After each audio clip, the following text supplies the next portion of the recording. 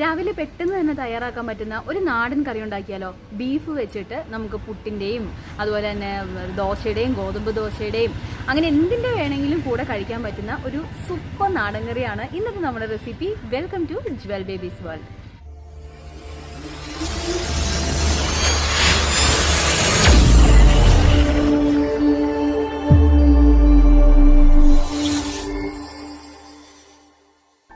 അപ്പോൾ ഇന്നത്തെ നമ്മുടെ റെസിപ്പിയിലേക്ക് പോകുന്നതിന് മുമ്പ് ഇതുവരെ ഈ ചാനൽ സബ്സ്ക്രൈബ് ചെയ്തില്ലെങ്കിൽ ഒന്ന് സബ്സ്ക്രൈബ് ചെയ്യണം കേട്ടോ. പിന്നെ ബെൽ ബട്ടൺ ക്ലിക്ക് ചെയ്യാൻ മറക്കണ്ട. ആ സബ്സ്ക്രൈബിൻ്റെ തൊട്ടപ്പുറത്തുള്ള ബെൽ ബട്ടൺ കൂടി ഒന്ന് ക്ലിക്ക് ചെയ്യണം. നിങ്ങൾക്ക് പുതിയ പുതിയ നോട്ടിഫിക്കേഷൻ വരുമ്പോൾ അത് അപ്പോൾ തന്നെ അപ്ഡേറ്റ് ആയിട്ട് കിട്ടാനായിട്ട്. അപ്പോൾ നമുക്ക് വീഡിയോയിലേക്ക് പോയിട്ട് വേഗം തിരിച്ചെത്താം. ബീഫ് നാടൻ കറി ഈസി ആയിട്ട് എങ്ങനെയാണ് ഉണ്ടാക്കുന്നതെന്ന് നമുക്ക് നോക്കാം. ഇത് പുട്ടിന്, അപ്പത്തിന്, ഗോതമ്പ് ദോശയ്ക്ക് എല്ലാത്തിനും തന്നെ നമുക്ക് കഴിക്കാൻ പറ്റും. നൂലപ്പത്തിന്, അങ്ങനെ എല്ലാത്തിനും ഒഴിച്ച് കഴിക്കാൻ പറ്റുന്ന ഒരു ബീഫ് കറിയാണ്. പെട്ടെന്ന് തന്നെ നമുക്ക് തയ്യാറാക്കുകയും ചെയ്യാം. അപ്പോൾ ഇതിന് വേണ്ടിയിട്ട് ഒരു കുക്കർ എടുക്കുക. ഇതിലേക്ക് നമുക്കൊരു 3 ചെറിയ ഉരുളക്കിഴങ്ങ് തൊലി കളഞ്ഞ് ചെറുതായിട്ട് അരിഞ്ഞിടാം. മമ്മിയാണ് കേട്ടോ ഈ റെസിപ്പി പറഞ്ഞു തരുന്നത്. മമ്മിക്കാണ് ഇങ്ങനത്തെ കുറേ നാടൻ കറികൾ അറിയാമോളൂ. അപ്പോൾ ബീഫ് നാടൻ കറി വെക്കാനായിട്ട് നമുക്കിനി ഇതിലേക്ക് ഒരു തക്കാളി കൂടി ചെറുതായിട്ട് അരിഞ്ഞത് ചേർക്കാം. സാധാരണ നമ്മൾ ബീഫ് വാങ്ങുമ്പോൾ വേവിച്ച് വെക്കാറുണ്ടല്ലേ, ഞങ്ങൾ അങ്ങനെയാണ്. മുളക് പൊടി, മല്ലിപ്പൊടി, മഞ്ഞൾപ്പൊടി ഇതെല്ലാം കൂടെ നന്നായിട്ട് വറുത്തതിന് ശേഷം അതിലേക്ക് ബീഫിട്ട് വേവിച്ച് വെച്ചിരിക്കുന്നതാണിത്. ഏകദേശം നമുക്ക് കൂടുതലുള്ളപ്പോൾ ഇത് വേവിച്ച് വെച്ച് കഴിഞ്ഞാൽ കുറച്ചെടുത്ത് ഫ്രിഡ്ജിൽ വെച്ച് കഴിഞ്ഞാൽ കുറച്ചെടുത്ത് നമുക്ക് ഇതുപോലെ കറി ഉണ്ടാക്കാം. അപ്പോൾ ഇതുപോലെ വേവിച്ച് വെച്ചിട്ടുള്ള ബീഫാണിത്. അപ്പോൾ അതിനനുസരിച്ച് നമുക്ക് കറിയിലും കുറച്ച് പൊടികൾ ഇട്ടാൽ മതി കേട്ടോ. ഒരു 150 ഗ്രാം ബീഫേ ഉള്ളൂ ഇത്, കാരണം പല പ്രാവശ്യം എടുത്തതിൻ്റെ ബാക്കി കുറച്ച് വന്നതാണ്.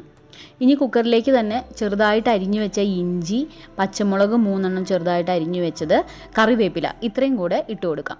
ഇനി ഇതിലേക്ക് എല്ലാം ചേർത്ത് വെച്ചിരിക്കുന്ന ബീഫില്ലേ, അപ്പോൾ അത് ഫ്രിഡ്ജിൽ നിന്ന് എടുത്താണ്, അതിൻ്റെ തണുപ്പൊക്കെ പോയിട്ടുണ്ട്.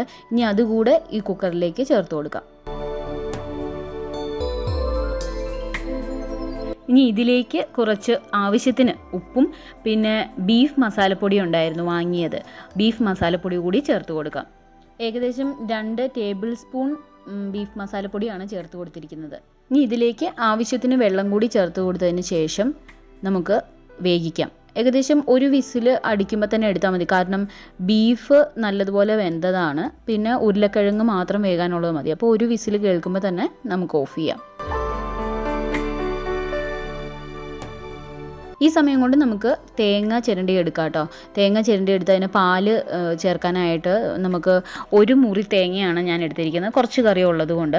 ആദ്യമേ തന്നെ പാല് പിഴിഞ്ഞെടുക്കുമായിരുന്നെങ്കിൽ ആദ്യം വെള്ളം ഒഴിച്ചപ്പോൾ 2ാം പാല് വെള്ളത്തിന് പകരം ഒഴിച്ചു കൊടുക്കാം കേട്ടോ. അപ്പോൾ ഞാൻ ആ സമയത്ത് തേങ്ങ ചിരണ്ടി വെച്ചില്ലായിരുന്നു. അപ്പോൾ അതുകൊണ്ട് കുറച്ച് വെള്ളം ചേർത്ത് കൊടുത്ത്, കുറച്ച് വെള്ളമേ ഒഴിച്ചിട്ടുള്ളൂ, ഒരു 1/2 കപ്പ് വെള്ളമേ ഒഴിച്ചിട്ടുള്ളൂ.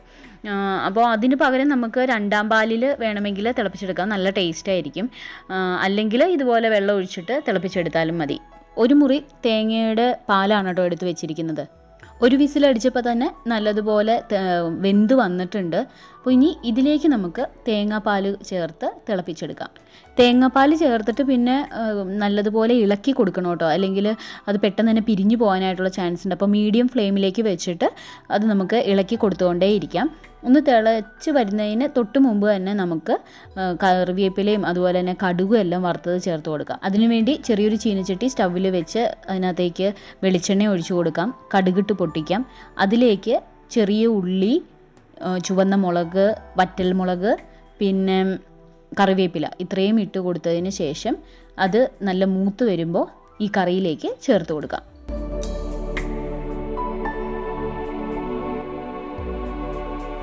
അപ്പോൾ റെഡി ആയി കഴിഞ്ഞു നമ്മുടെ നാടൻ ബീഫ് കറി.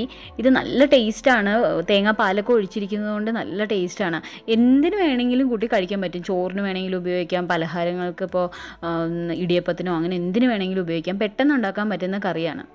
അപ്പോൾ സിമ്പിളായിട്ട് ഉണ്ടാക്കിയെടുക്കാൻ പറ്റുന്ന ബീഫ് നാടൻ കറി റെഡി ആയി കഴിഞ്ഞു. നിങ്ങൾക്ക് ഇഷ്ടപ്പെട്ടു എന്ന് വിചാരിക്കുന്നു. ഇനി നമുക്ക് പുട്ടിൻ്റെ കൂടെയോ ഇടിയപ്പത്തിൻ്റെ കൂടെയോ ഒക്കെ ഇത് കഴിക്കാം. അപ്പോൾ ഇന്ന് പുട്ടാണ് ഇവിടുത്തെ സ്പെഷ്യൽ. പുട്ടിൻ്റെ കൂടെ സൂപ്പറാണ് കഴിക്കാനായിട്ട്. അപ്പോൾ ഞാൻ കഴിക്കാൻ പോവാം. വേവിച്ച് വെക്കുന്ന ബീഫിൽ നിന്ന് കുറച്ച് ഇതുപോലെ എടുത്ത് മാറ്റി വെക്കുകയാണെങ്കിൽ പെട്ടെന്ന് തന്നെ നമുക്ക് ഇതുപോലെ കറികൾ ഉണ്ടാക്കാനായിട്ട് പറ്റും, പുട്ടിനും ദോശയ്ക്കും ഒക്കെ കഴിക്കാനായിട്ട്. അപ്പോൾ വീണ്ടും നല്ല നല്ല റെസിപ്പീസുമായിട്ട് കാണാം. അതിനു മുമ്പ് ഇതുവരെ ചാനൽ സബ്സ്ക്രൈബ് ചെയ്തില്ലെങ്കിൽ ഇപ്പോൾ തന്നെ ഒന്ന് സബ്സ്ക്രൈബ് ചെയ്യണം കേട്ടോ. ബെൽ ബട്ടൺ ക്ലിക്ക് ചെയ്യാൻ മറക്കണ്ട. അപ്പോൾ പുതിയ പുതിയ വീഡിയോസുമായിട്ട് വീണ്ടും കാണാം. അതുവരേക്കും it's me jewel baby signing off. By.